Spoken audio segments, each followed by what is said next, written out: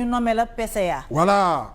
bañ lay nommé PCA président de la République da la consulter wala da nga toog rek yëg nomination bi comme tout le monde. man kay journal télévisé laa toog nii di seetaan dégg sama tur. communiqué bi. noonu rek la demee. mais nee naa recevoir nañ ma avant. mais waxuñ ma ne lii wala lële.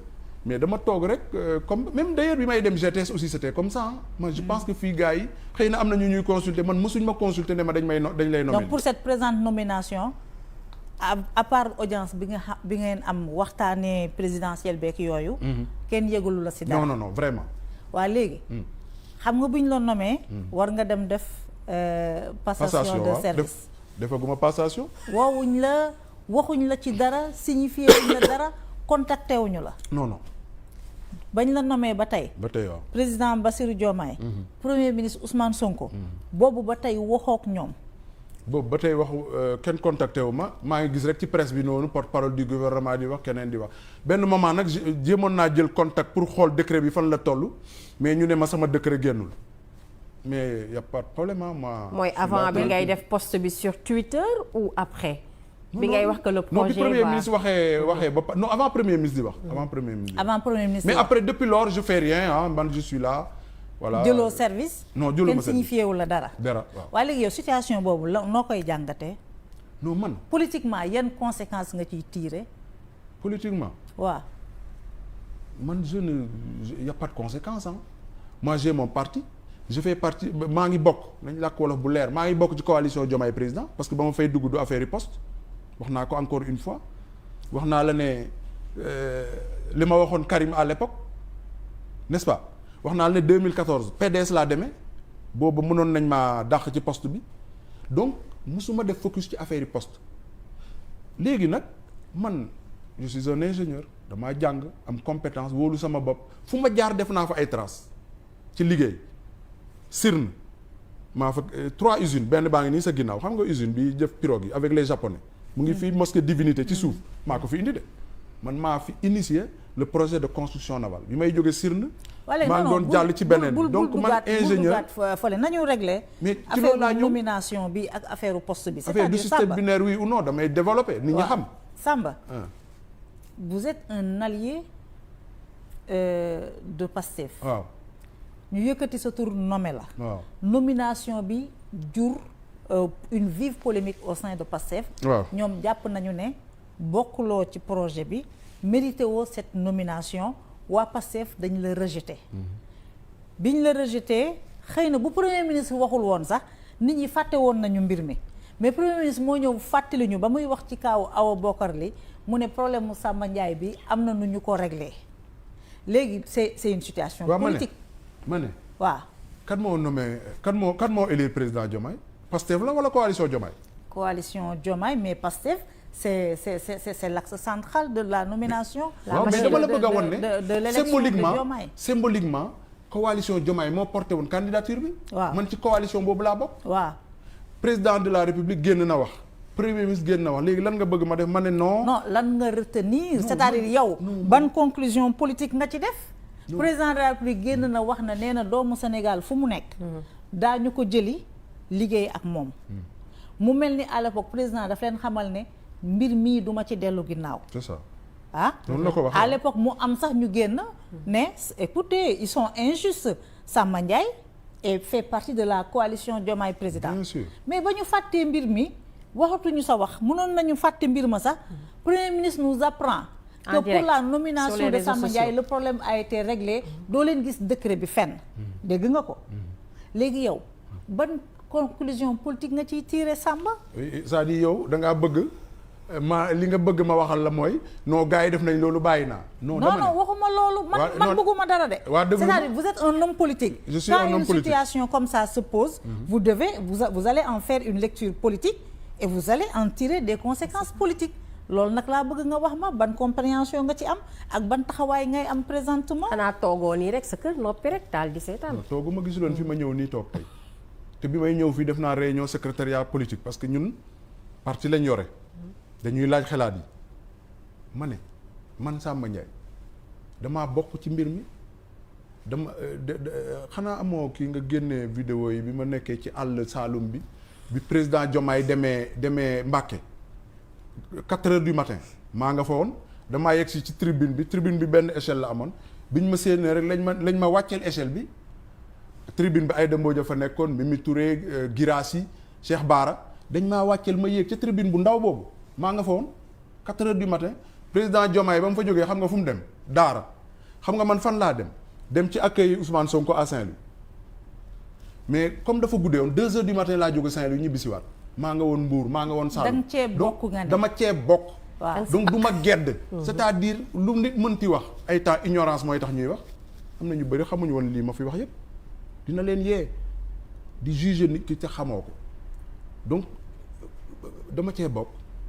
du ma gedd maa ngi def samay contribution li xale yi di wax da nga see takk ripp daal mais li ma leen wax fii wane na ko parce que ay nit jóg nañ wax nañ qu'il soit mais c'est pas ay nit qu'il soit c'est Waly Diouf Bodian qui conteste non ouais. Le ministre de l'urbanisme c'est Fadilou Keïta Moussa Balla Fofana aussi tontu na bon j'ai pas vu Moussa Balla Fofana mais j'ai vu Fadilou Keïta dañ ko doon jiiñ que moom moo proposé Samba Ndiaye voilà c'est-à-dire et à l'époque crise la woon que le président de la République prenne une décision et que des directeurs généraux se permettent de contester ces décisions ñoom Guy Marius Sagna donc du woon contestation bu ndaw nan ngay bokkee ci ay nit ñu rejeté la nga ne gënu leen ma say bokk continuer à faire comme si de rien n'était ñu ngi may cité ñooñu dama leen di ñaanal yal nañ mën a def li ma def ci réew mi fi ma jaar projet yi ma créé autorail yi taxaw depuis plusieurs années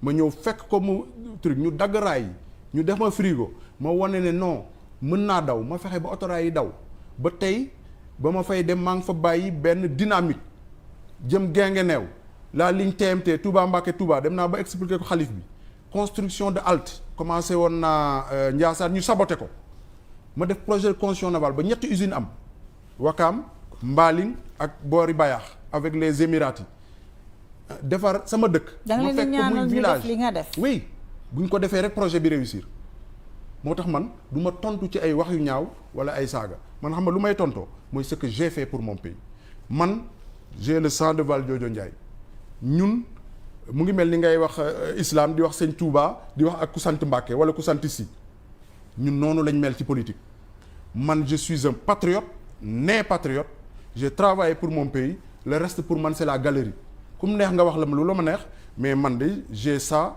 entre les mains mooy li ma defal sama réew j'ai travaillé pour mon pays depuis 30 ans bàyyi affaire patrimoine yi ñuy xeex tey man maa njëkk a jóg yóbbu ko tribunal mais Samba maintenant nag mais Samba oui ngay ñëw di ànd ak ay nit ñu rejeté la kan moo ma rejeté waaw parce que président de la république non dama ne président de la république li mu wax déggoo ko waaye après si jëfin bi après ci lan la premier ministre wax premier ministre dégg ngeen li mu wax waaw mais du ma damay toog déglu leen rek man patience boobu la am gisoo yow depuis ñaata weer yaa ngi bëgg ma ñëw ci sa plateau tey laa doog a ñëw nga ne ma wax jotagul ma ne la wax jotagul wax jot na nag waxal wax naa maa ngi wax moo tax ma ne la gis nga lële aussi bés bu ci dara jotee dinañ ko def mais pour le moment gisuma de quoi fouetter un chat gisuma ko y a rien pour man yow nga yëngal fi Pastef waa Pastef yi ne ancien système nga bokk waroo bokk ci combat waroo bokk ci projet bi je symbolise le jub jubal jubanti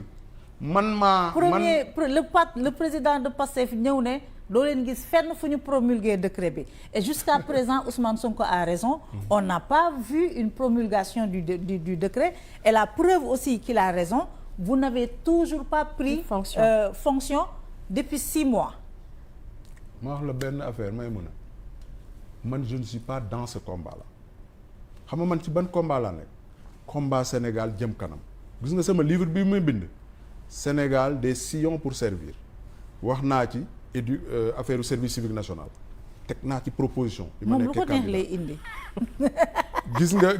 gis nga livre boobu suñ ma toppoon agriculture bi am na lu ma ci bind waaw balaa ñu lay topp dama la bëgg a wan ne dinañ ñëw ci loolu xam nga balaa ñu lay topp ci loolu dama ne c'est quoi le bilan de ton compagnonnage avec Ousmane Sonko Bassirou Diomaye Faye est-ce que yow da ngay toog di seetaan cette situation de rejet non le bilan il est excellent xam nga mooy lan mooy franchement je suis déçu de voir que les gens se tapaient des milliards comme ça ñun ñu ngi man Sirne dama doon panne essence GTS j'avais pas de moyen benn jour. non ça ba bàyyi si. non bàyyi ma wax la. le bilan de votre compagnonnage. mais le bilan de notre compagnonnage non dama ne. aujourd'hui je suis déçu de voir que des gens. se partager des terres. xam nga man j'ai fait 12 ans de maire damay wax dëgg rek aw ma prête-nom aw ma dara ñaari terrain laa am ci sama 12 ans de maire bi benn bi sax joxe naa ko mu des sama benn terrain de 300 mètres carrés 12 ans de maire. En 2005 xëy na le directeur du cabinet du premier ministre xam na ko y avait le préfet Dramé Tëngéej la dëkkoon temps yooyu ñu ngi wax Gowana bi daf doon permettre gars yi ñu di leen distribuer ay terres 5 hectares bi ñu koy distribuer dama woo préfet Dramé ma ne ko mais préfet man je ne comprends pas maa ngi gis ñu ngi distribuer ay 5 hectares mu ne ma c'est la politique du gouvernement lu ne def nañ ko ma ne leen jëluma je ne suis pas intéressé donc su ma gisee tey quand même ma bokk ci victoire boo xam ne dañuy def reddition des comptes xaalis bi ay milliards mais vous vous rendez compte des milliers d'hectares nit ñi di ko séddoo mais c'est une catastrophe moi j'ai été maire j'ai eu deux terrains pourtant mënoon naa faa jéem am benn hectare bi ñuy joxe terre yi ma am fa 5 hectares mais ça ne m'intéresse pas je ne cherche pas le bien je cherche le développement de mon pays gis naa ñoo xam ne ànd nañ pour porter ko waaye bu ñu ma jox poste man am naa xam-xam mën naa dem mais na réew mi dox. mais moi j'étais ça pour ça. le rejet dont vous faites l'objet de la part de Pastef. moi je suis toujours dans la coalition amoo ci benn lecture politique déjà coalition Diomaye amatul. coalition Diomaye mu ngi am ba léegi ne fonction doxul. waaw amatul non amatul ak doxul du benn. non coalition Diomaye président. am na ba léegi. son objectif c'était de porter Bassirou Diomaye Faye à la présidence l'objectif est atteint. mais Pastef législative yi dafa jëlaat nga xam ne. moom mooy ñun ñoo d'accord loolu. te bi Pastef ñu tamit dajee premier ministre te Pastef tamit président ba yeewi na leen. léegi le rejet dont vous faites. kon léegi dama ne kon da nga bëgg léegi ñi nga xam ne ñu ngi ci coalition bi te nga ne coalition bi amatul da ngaa bëgg ñëpp bàyyi. non Pastef yeewi na leen ci législative yi.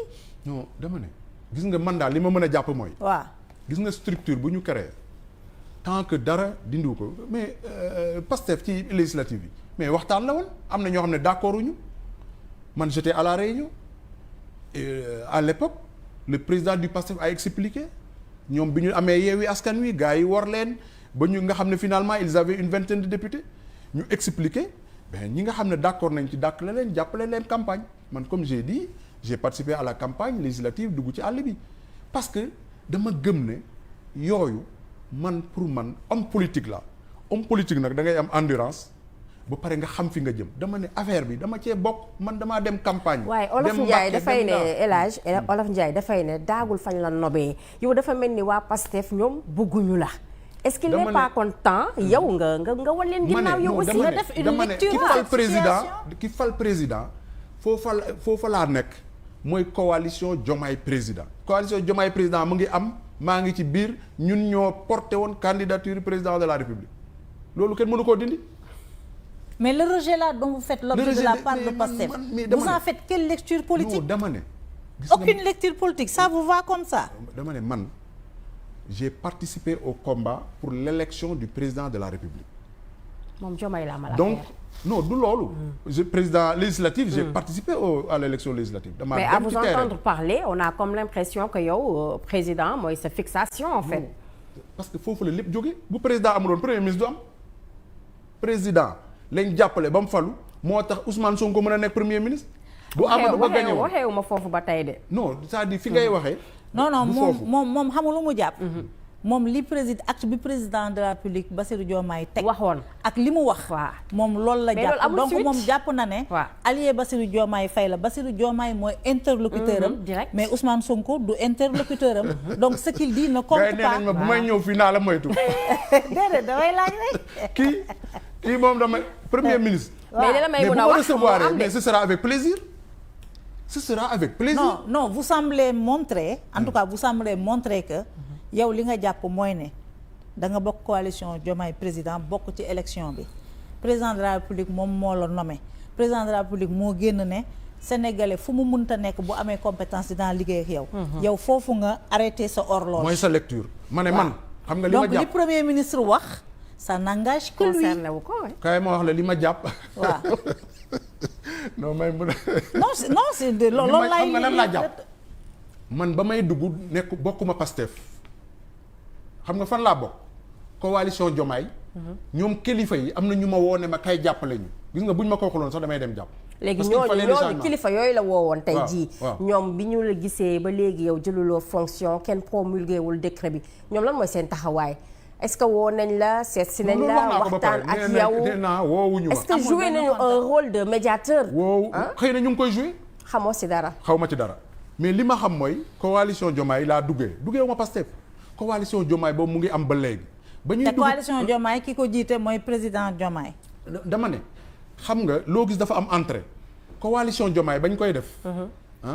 C'était pour porter qui à la magistrature suprême. Bassirou Diomaye Faye. Mais justement dama ne Bassirou Diomaye Faye bu amul woon ñu tabb ko parce que Ousmane Sonko n'était pas candidat kon moom du mën a nekk premier ministre ça c'est la vérité léegi nag ñun foofu la ñu nekk ba léegi. maintenant nag ñi may bind di ma attaquer di wax lu leen neex loolu man awma ci problème parce que man lu nekk gis naa ko ci politique nettalil naa leen fi affaire Karim Wade nettalil naa leen fi affaire Macky Sall. moi je suis un homme endurant, je suis un homme politique, je suis un résistant. Man j'ai des idées pour la marche de mon pays donc c'est pas parce que ay nit wax nañ que rek non damay rocceeku way gars yi non ça ne peut marche pas comme ça. El Hadj Samba Ndiaye du bouger un iota. voilà loolu la mais dama non bàyyi ñu def déclaration non gis na nag waa Pastef nag parfois da ngay dër kiis waa Pastef Samba Ndiaye nee na ngeen nangu nomination ou pas il est membre de la coalition Diomaye président. li ko doy ba tey mooy li président Diomaye wax li président Pastef wax ça ne l'engage pas parce que bokkul fi nga xam ne moom mooy Pastef. et il continuera à cheminer à vos côtés que vous le vouliez ou non. avec le message waa Pastef li ma leen di wax mooy sama parcours mooy li ma wax fii sànq. j'avais dénoncé le contrat de Dakarnave en 2010 ça fait 15 ans pour la République le jub-jubal jubanti temps yi affaire yi patrimoine la ñu wax villa yi ñu nangu man maa toog war a dëkk ci benn villa ma ne leen doy na ba may doyal yàgg na am naa sama kër j'y habite depuis 2005 ça fait 20 ans soxlawuma këru kenn bañ ko bëggee jël spolier ko yóbbu ko ma porter plainte ñu jël kër gi delloo ko ci patrimoine état loolu dama ne mooy sama xeex bu ma gisee nag ñoo xam ne ci tànk yooyu lañ taxaw dama leen di jàppale poste ou pas. moralement et psychologiquement man dama bëggoon xam. yow naka nga ko dundee bi nga gisee ñu lay. lyncher voilà ci ak sa famille bien sûr say doom ak sa njaboot nu ngeen ko dundee. alors man li ma ci doon xool mooy côté théâtre gis naa benn waay ñu wone ko muy labat benn kii mu ne moom Samba Ndiaye la tudd. ça m'a fait rire gis naa ñu génnee wayu di sundu Samba xaw ma lan gis naa aussi Samba Dogata waaw Samba Dogata bi moom dafa neex gis naa aussi ngoyaan yi ñu may woy xam nga Ndofane Saloum dañ maa woy yu bari ci affaire yi ngoyaan man yooyu laa doon seetaan mais comme man dañ maa yare xaw ma saaga parce que vidéo bi ñu wane muy saaga Ousmane Sonko du man kon man xameewuñ ma saaga man du ma liir saaga du ma toppatoo saaga man daal côté boobu laa ci jàppoon voilà li ci des nag j'étais zen quoi parce que aussi da ngay endurant homme politique. yëngalu la benn yoon non yëngalu ma. mais man am nañu ci am formaté pour résister. je suis un résistant. am nañu ci am man j'ai l'impression que. c'est quelque part une humiliation. dundee woo ko noonu. non du tout. xam nga lu tax ma ne c'est quelque part am na humiliation. am na injustice. waaw humiliation bi parce que ba ngay ñëw di soutenir Diomaye président. waa Pastef waxuñu la woon loolu. à l'époque tout le monde était le bienvenu dans la coalition. C'est ça. D'ailleurs, il se gargarisait d'avoir une coalition avec plus de 70 leaders de partis et de mouvements. Après, on est passé à 200 voilà. Législative, nga dem nga battre campagne. Personne ne t'a rejeté. ñu nommé la ñu rejeté la. Loolu injustice la. te président de la République.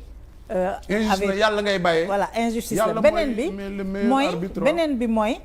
ñu nommé la mu jur coow ngeen di gérer situation bi ci suuf premier ministre ñëw xam la ne nomination boobu du aboutir loolu lay woowee une humiliation et dans ce genre de situation la personne vous êtes très politique Samba vous êtes très politique la personne en tire des conséquences politiques yow nag jàpp nga ne waroo ci tirer benn conséquence politique man loolu moo ma si xaw a jaaxal.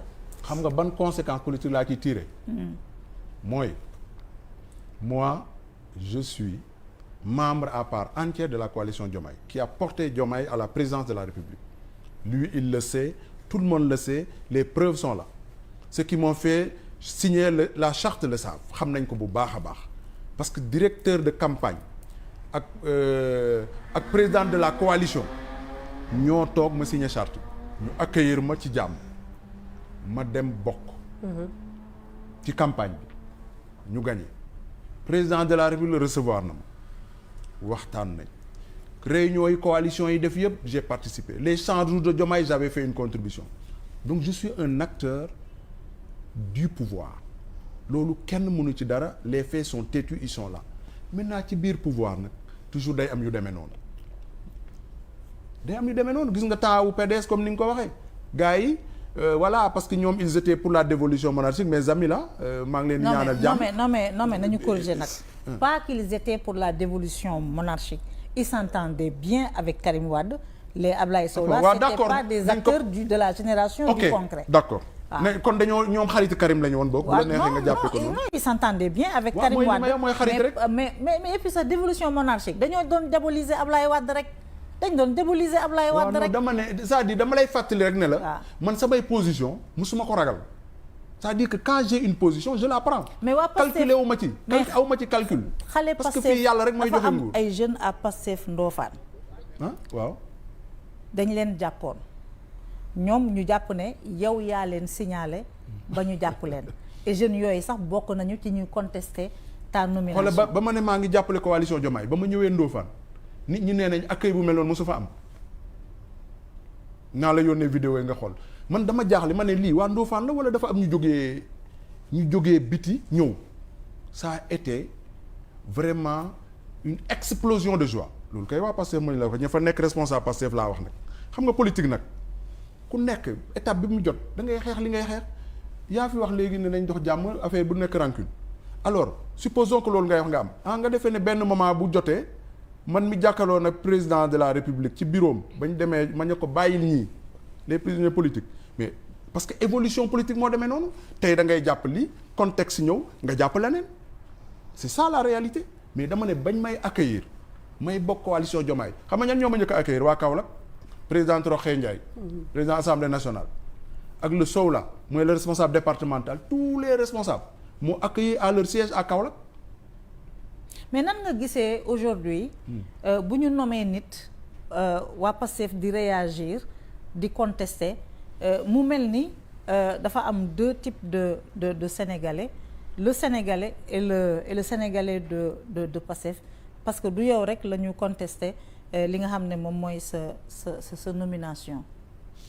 bon loolu bon c'est la nouvelle politique ou c'est la nouvelle génération je sais pas en tout cas c'est la démocratie ku ci nekk ak ni ngay gisee peut-être que ay temps aussi dafa am ñu leen di actionner c'est possible c'est la politique peut-être aussi que c'est spontané je ne sais pas nekkuma ci biir loolu booy xam loolu man li ma xam mooy le respect des institutions man damaa respecter institution damaa respecter république loolu mooy li ma gëm dama jàpp ne loolu mooy tax jàmm am loolu mooy tax réew mi jëm kanam moo tax vraiment à ce niveau-là c'est voilà ñoom ñoo gëm loolu man gëwuma loolu. coalition Diomaye bi ngeen continuer aussi di langaamu la coalition elle est dissoute.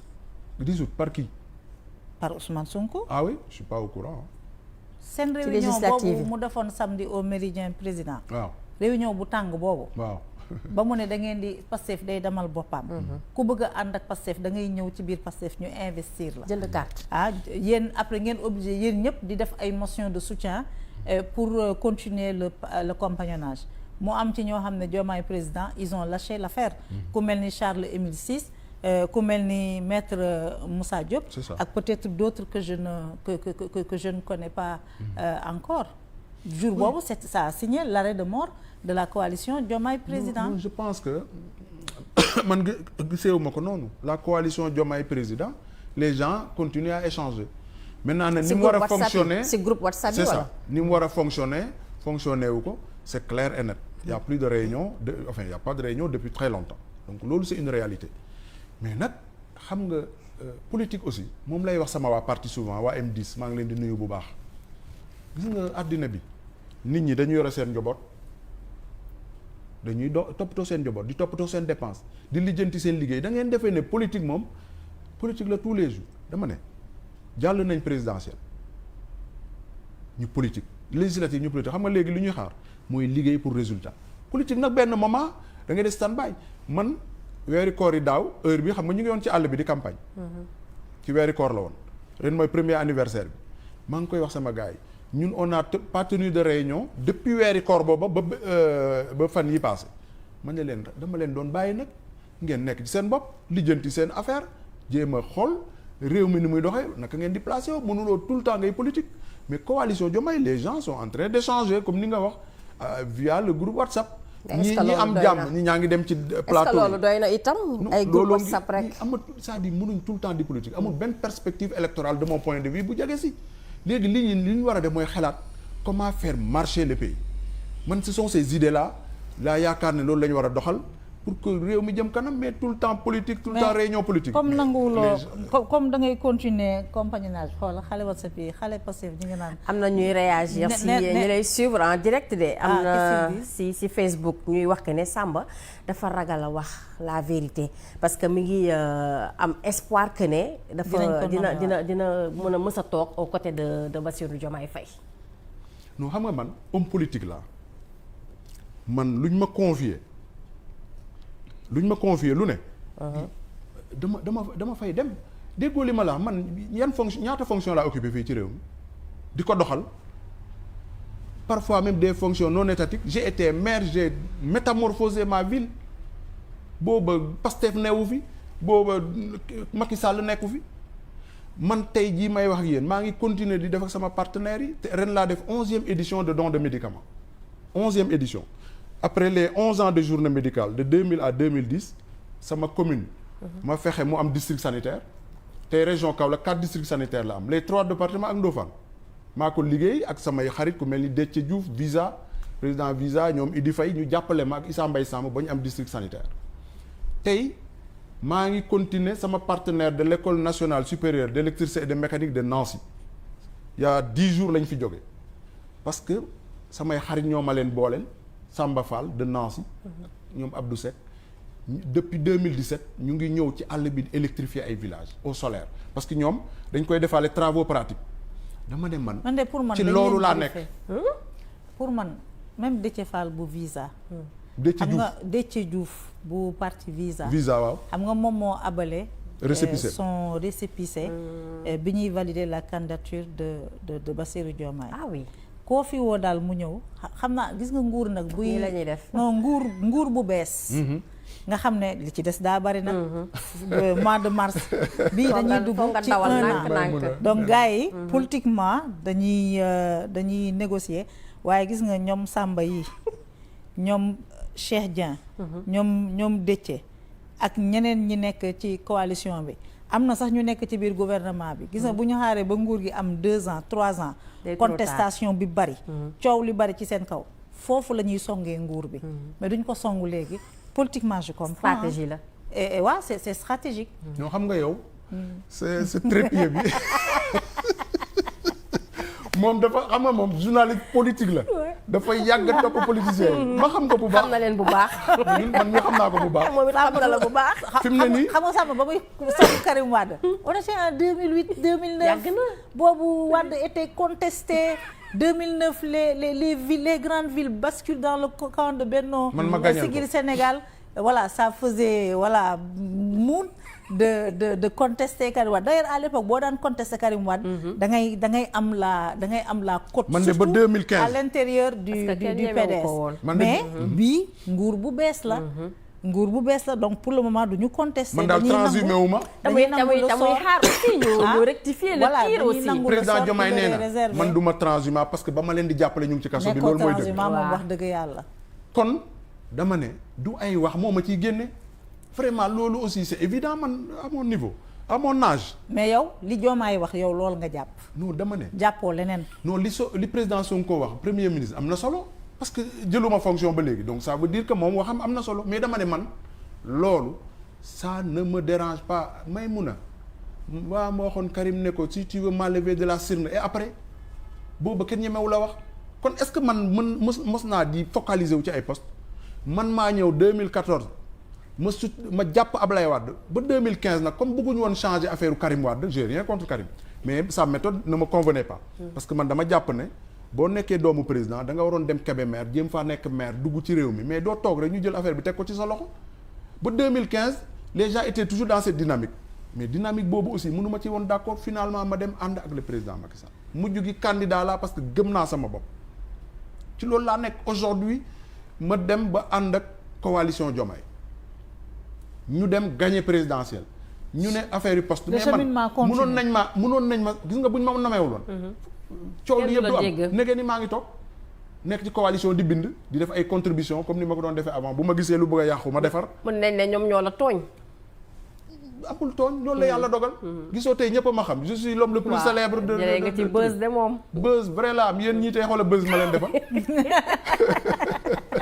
Samba Ndiaye mooy dem ci plateau ku nekk ak may invité may mun a yow naa la yónnee facture bi après ñëpp man de ñëpp non da ngeen ma piégé yow muy Cheikh Dieng da ngeen ma piégé ñu ne da ngaa faral enfant de troupe bi dañoo bëri problème non yéen da ngeen mu yaakaaroon non man quand Samba Ndiaye m'a dit le moment est venu je vais waaw mu ngi doon xaar ma ñëw ne ko bàyyi naa gars yi te yow bàyyi woo gars yi baaxuñu voilà yaram bi dafa jaga di woon de ci saase ba commencé organiser wu nga wér annoncé non mais xam nga may mun a li ma doon wax ci moom yëpp gis naa ko tey ma wér annoncé en grande pompe donc retenons que Samba Ndiaye reste dans la mouvance jubal jubanti les gens vont récupérer toutes les terres voilà toutes les villas voilà tout l'argent rapport Cour des comptes